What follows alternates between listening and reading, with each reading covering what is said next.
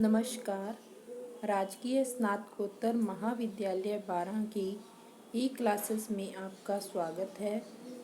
आज हम रामचंद्रिका में से अयोध्या कांड का अध्ययन करेंगे। वन यात्रा। तड़ाग नीर हीन ते सनीर होत केशोदास, पुंडरीक झुंड भौर मंडलीन मंडही, तमाल बल्लरी समेत सूखी सूखी कह रहे, ते बाग फूली फूली कै समूल सूल खंडही, चिते चिकोरनी चकोर मोर मोरनी समेत, हंस हंसनी समेत सारिका सभे पढ़े, जहीं जहीं विराम लेत राम जू तहीं तहीं, अनेक भांति के अनेक भोग भाग सो भड़े। इन पंक्तियों में कवि केशवदास जी ने वन यात्रा को लेकर श्री राम की महिमा का वर्णन किया है। तड़ाग नीरहीन। तड़ाग शब्द का अर्थ है तालाब। नीर का अर्थ है पानी। सनीर पानी सहित। पुंडरीक शब्द का अर्थ है कमल। मंडही शब्द का अर्थ है शोभित होते हैं। तो इन पंक्तियों में कवि केशवदास जी वर्णन करते हुए कहते हैं कि वन यात्रा में जहाँ जहाँ श्री राम विश्राम करते हैं, वहीं वहीं जो सूखे तालाब थे वे जल से भर जाते हैं और तालाबों में कमलों के झुंड विकसित हो जाते हैं तथा उन पर भौरों के झुंड सुशोभित होने लगते हैं। अनेक भौरे उन कमल दलों पर मंडराने लगते हैं। तमाल बल्लरी समेत सूखी सूखी कह रहे, ते बाग फूली फूली कै समूल सूल खंड ही।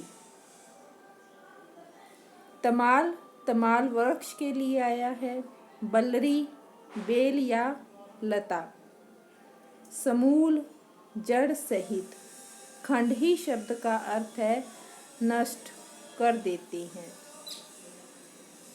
इस पंक्तियों में कवि केशवदास जी कहते हैं कि जो बाग तमाल के वृक्षों और बेल लताओं से सूख गए थे, वे श्री राम के वहाँ पहुँचते ही हरे भरे हो जाते हैं और अपनी सुंदरता के बाधक मूल कारणों को जड़ से नष्ट कर देते हैं। चिते चकोरनी चकोर मोर मोरनी समेत, हंस हंसनी समेत सारिका सभे पड़े। चकोरनी और चकोर, मोरनी और मोर परस्पर प्रेम से देखने लगते हैं और हंस हंसनी के साथ ही तोता और मैना आदि सब आवाज करने लगते हैं। जहीं कहीं विराम लेत राम जू तहीं तहीं, अनेक भांति के अनेक भोग भाग सो भड़े। इन पंक्तियों में कवि केशवदास जी कहते हैं कि वन में जहाँ कहीं भी श्री राम विश्राम करते हैं, वहीं पर अनेक प्रकार के भोग सुख और सौभाग्य बढ़ जाते हैं। अर्थात जहाँ भी श्री राम जाते हैं, वहाँ सब तरह का सुख उपलब्ध हो जाता है।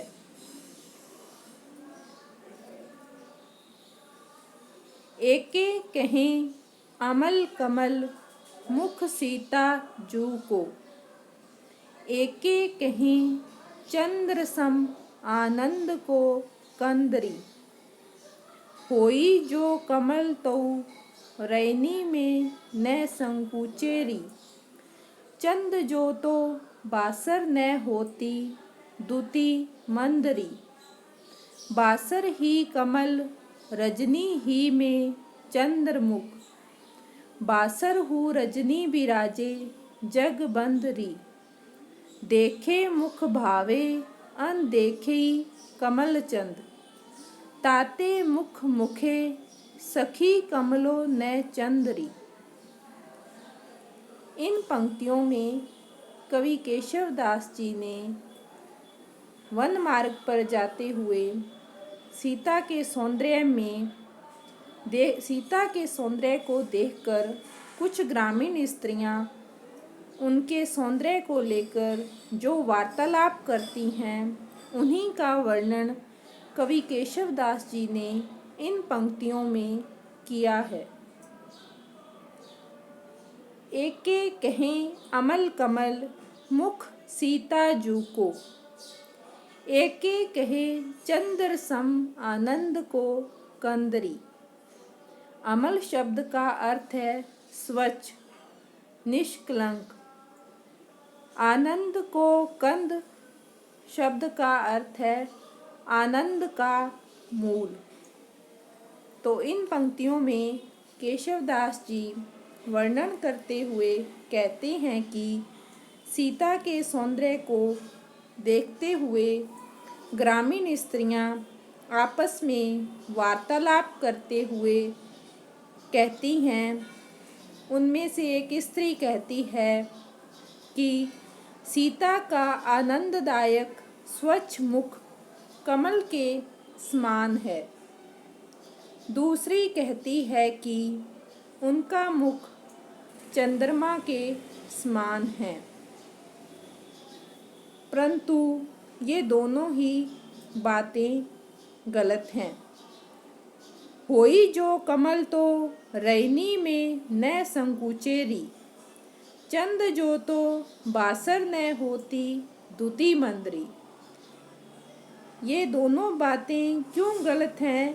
क्योंकि यदि सीता का मुख कमल के समान होता तो वह रात को कुम्हला न जाता, अर्थात कमल का फूल रात को खिला नहीं रहता। रात होते ही कमल का फूल कुम्हला जाता है। और यदि सीता का मुख चंद्रमा के समान होता तो दिन में उसकी ज्योति मंद नहीं पड़ती। बासर ही कमल रजनी ही में चंद्रमुख। बासर हूँ रजनी बिराजे जगमंदरी। सीता का मुख तो दिन रात खिला रहता है। सीता के मुख को कमल के समान भी नहीं कहा जा सकता, क्योंकि कमल का फूल दिन में खिलता है, रात को नहीं। और सीता के मुख का सौंदर्य चंद्रमा के समान भी नहीं है, क्योंकि चंद्रमा रात को प्रकाशित होता है, दिन में नहीं। कमल और चंद्रमा के विपरीत सीता का मुख रात दिन सुशोभित रहने के कारण जगत वंद्य बना हुआ है। देखे मुख भावे अन देखे कमल चंद। ताते मुख मुखे सखी कमलो न चंद्री। चंद्रमा और कमल तो केवल परंपरा से मुख के सुंदर उपमान लिए गए हैं। देखने में तो ये उतने सुंदर नहीं हैं, केवल उपमान के रूप में चंद्रमा और कमल का नाम लिया जाता है। इसलिए सीता का मुख केवल उनके मुख के समान है। उनकी तुलना न तो कमल से की जा सकती है न चंद्रमा से। अर्थात सीता का मुख कमल और चंद्रमा इन दोनों से ही अधिक सुंदर है।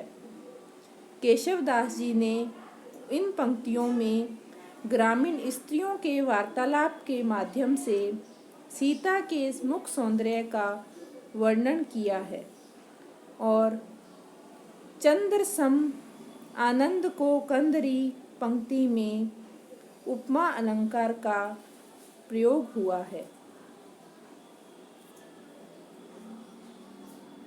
भरत कैकेयी प्रश्नोत्तर।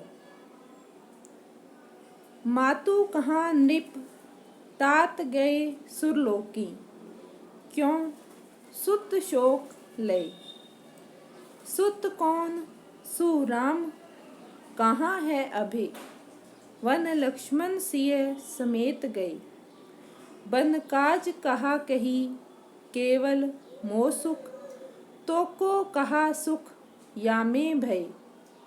तुमको प्रभुता धिक तो को, कहा अपराध बिना शीघ्रई है। यह पंक्तियां भी रामचंद्रिका के अयोध्या कांड के भरत कैकेयी प्रश्नोत्तर प्रसंग से उद्धृत हैं। इनमें कवि केशवदास जी ने उस समय का वर्णन किया है जब राम वन प्रस्थान कर जाते हैं और उनके बाद भरत अयोध्या आते हैं और अपनी माता कैकेयी से अपने पिता दशरथ के विषय में पूछते हैं। उसी प्रसंग का वर्णन यहाँ केशवदास जी ने संवाद शैली में किया है।